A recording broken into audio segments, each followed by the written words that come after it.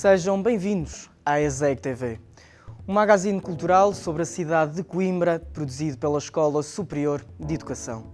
Durante a próxima meia hora, estão convidados para uma agradável conversa com Gary Burton, o histórico vibrafonista de jazz americano.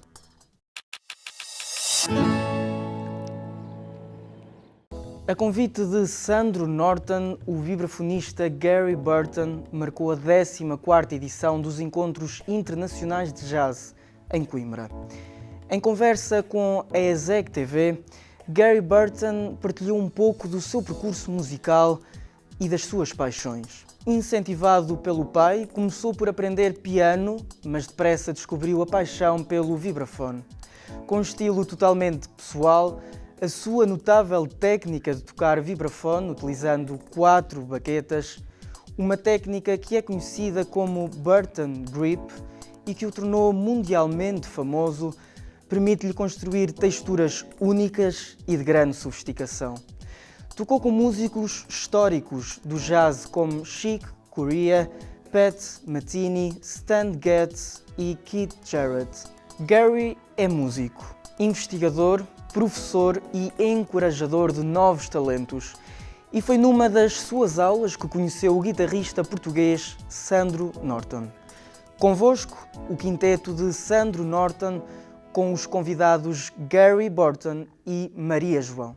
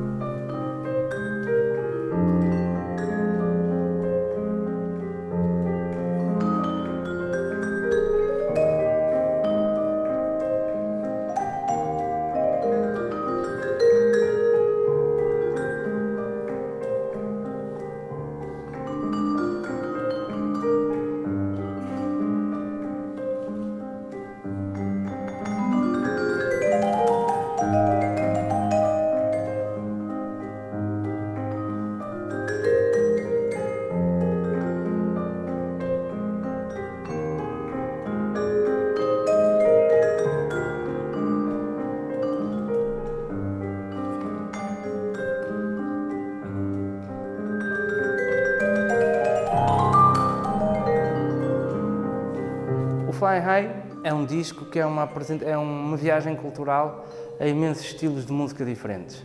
E a ideia de convidar não só a Maria João, mas também o Mário Barreiros, o Carlos Barreto, o João Salcedo e o Luís Trigo, foi precisamente para eles personificarem esta mesma viagem. O Gary foi meu professor. Quando acabou o curso, eu mostrei o meu trabalho ao Gary, dizer, olha, estou prestes a ir para estúdio para gravar o meu disco, e depois, basicamente, quando acabei de gravar o disco, enviei-lhe o CD, e ele disse que estava uma ótima produção, e eu lancei o barro à parede, queres vir fazer uns concertos comigo, o que é que tu achas da ideia de tocarmos juntos? E gostou bastante, e pronto, cá está.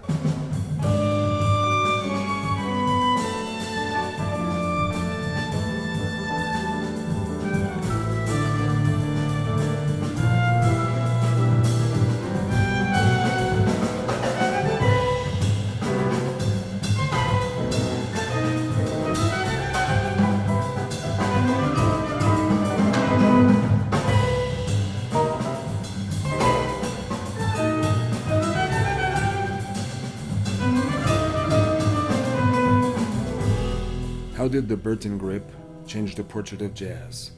Do you believe that you are the Lionel Hampton or Red Norvo of the 21st century? Maybe so. Maybe I am seen as a pioneer on the vibraphone.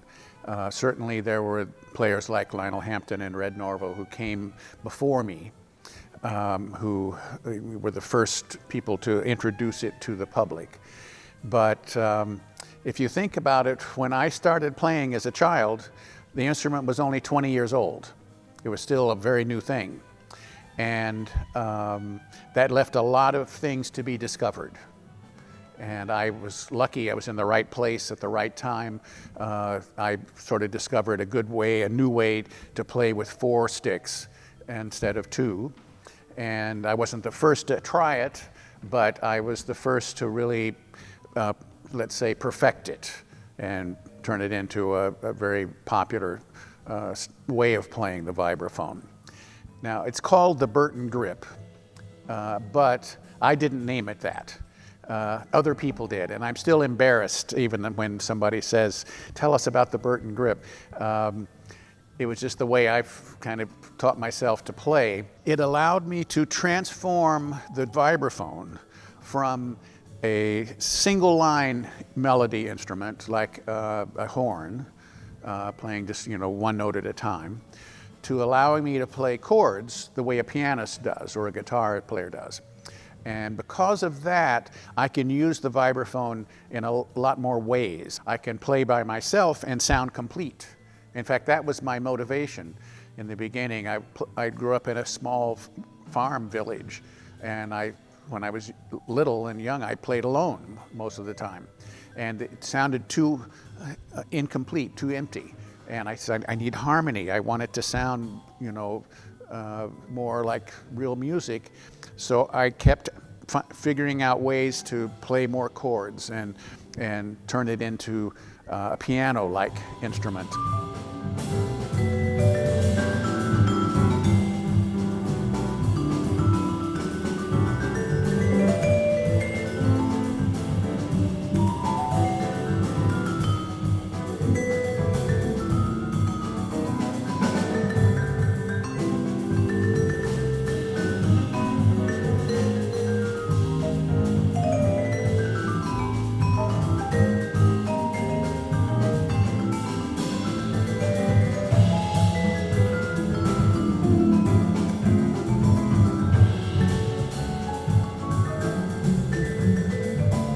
That's one of the things I like about the way jazz has evolved over the years. It started out as an American, popular music 100 years ago, and now it's pretty much around the whole world. There are jazz groups, jazz schools, wonderful jazz players just about anywhere you go. In Portugal, my experiences here, I've played in Portugal maybe 8-10 times over my career. Always felt the audiences here were used to the music. They seemed to be knowledgeable. Some places you go and it's like the audiences are kind of looking at you like, okay, is this it? What's this about? It's a little mysterious. I had that experience in China. Portugal, the audiences seem very informed. And this is my first chance to actually perform with Portuguese musicians, and I'm enjoying it very much.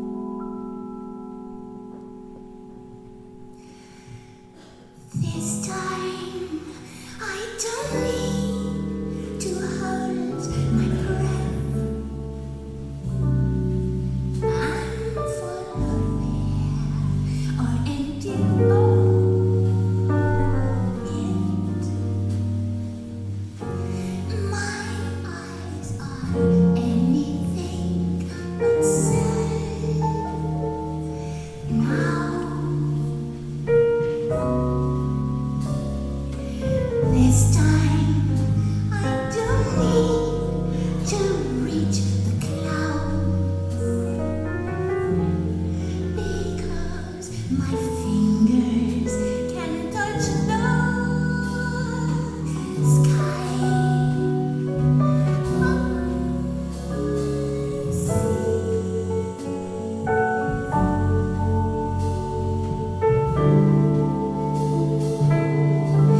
My hand in your hand.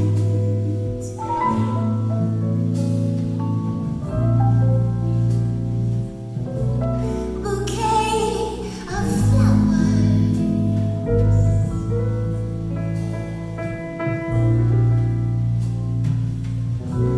Never forever.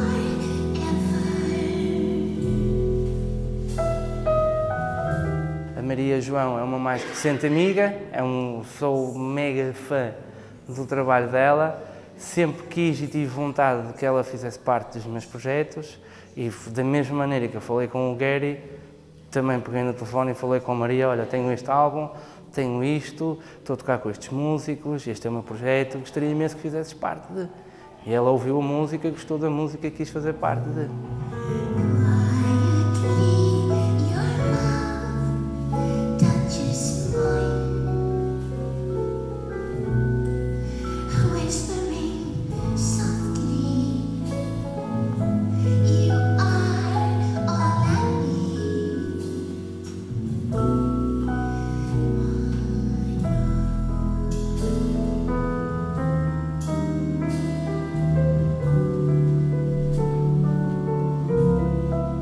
There's some degree of spontaneity in all music, but in jazz there's even more variety because we're making up a lot of what the music includes. We're making up the melodies, one of the basic elements of a musical performance. And naturally it's different every night. And we don't know when we go out to play, is this going to be one of the best nights, in the last 2 months, or is it going to be an okay night?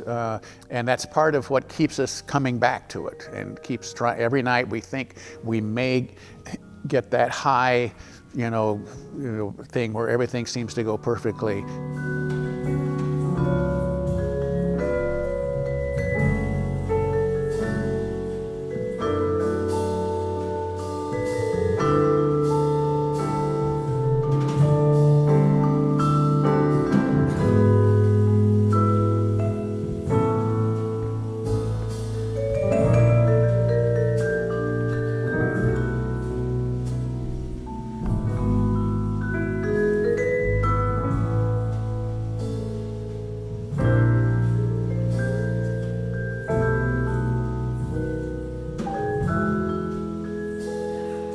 Jazz itself, the future is always changing. The biggest change that happened starting maybe 30 years ago was that instead of having one predominant style of jazz, I mean, if you look at the early years of jazz, there was the swing era, there was the bebop era, there was the cool era, there seemed to be one dominant style that most musicians played and most fans followed in each period of jazz. Something happened starting in the 1960s. The jazz audience got big enough that it started breaking into more separate groups, and there was room enough for more than one style. And so now it's more diversified, which has been very healthy. And new things in jazz come from experimentation by individual musicians. All of a sudden, some guitar player out in Seattle, finds a style that nobody's really heard before and it becomes popular. Or a band leader like Miles Davis back in the 1950s decides it's time for a real drastic change and instead of having jazz be very complicated and busy, came out with a record called Kind of Blue, where every piece was very simple and peaceful, and everybody said, wow, who would have thought you could do this? And that became, a major sea change in the jazz world. That will keep happening going into the future. Jazz always reinvents itself.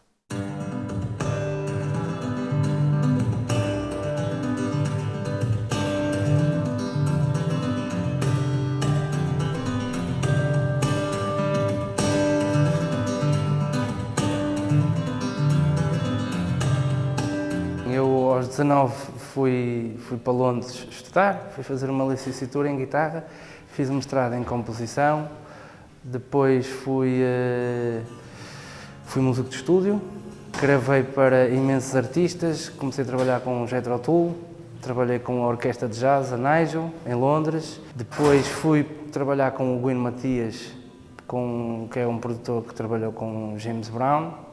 Depois fui estudar para os Estados Unidos, com o Perry Harris, com o Gary Burton, e tenho sido músico de estúdio e de sessão nos últimos 10, 15 anos.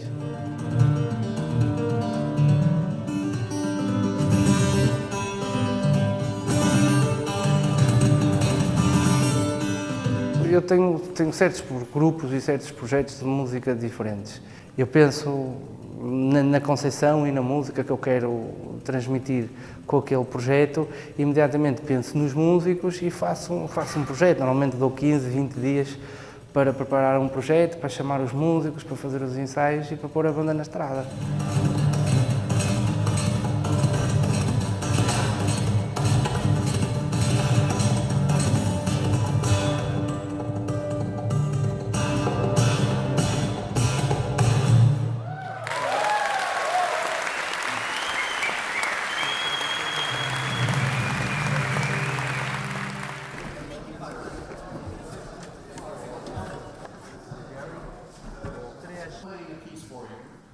Teaching is an extension of being a performer. Some of us have a strong motivation to pass on, our experience. Especially in jazz, this is true.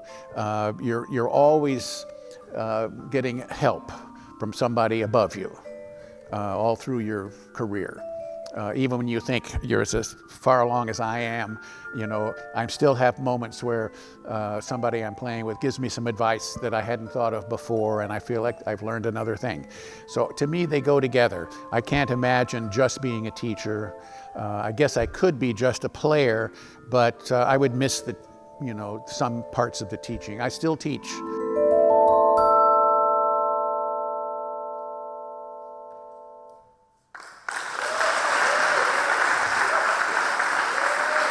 So, a musician never retires? Well, it depends. Some do. I think I will at some point because I don't want to be that typical very old musician who no longer can play very well, but keeps going anyway. E o próximo tema que vamos tocar chama-se Remembering Time, da autoria de Gary Burton.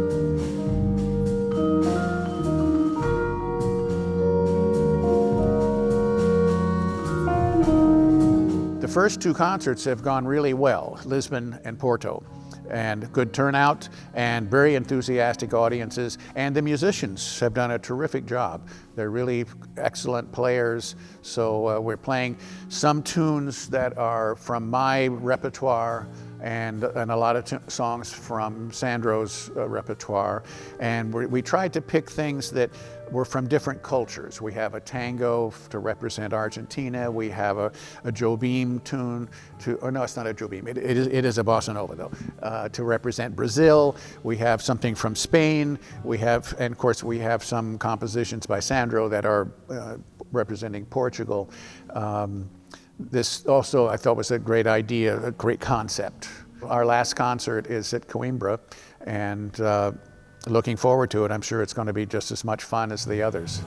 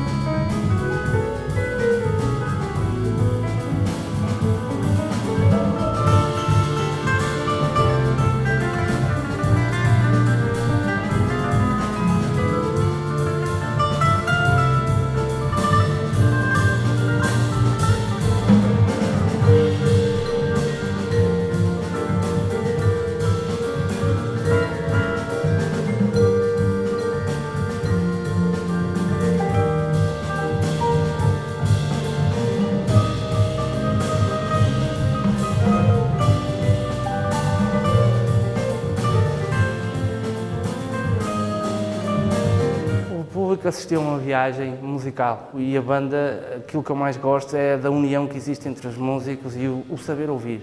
Todos os músicos que estão ao palco sabem ouvir, logo torna o concerto muito mais fácil, não só para o ouvinte, mas também para o próprio músico.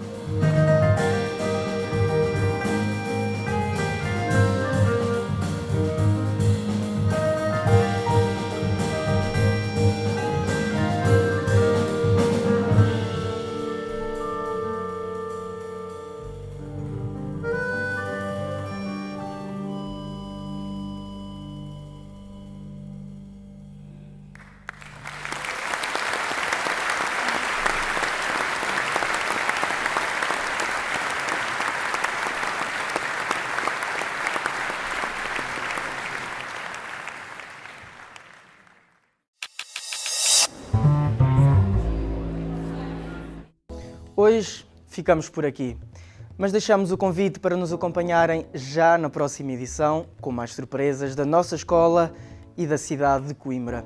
Até lá, podem acompanhar-nos online através dos nossos canais e redes sociais. Obrigado pela vossa companhia.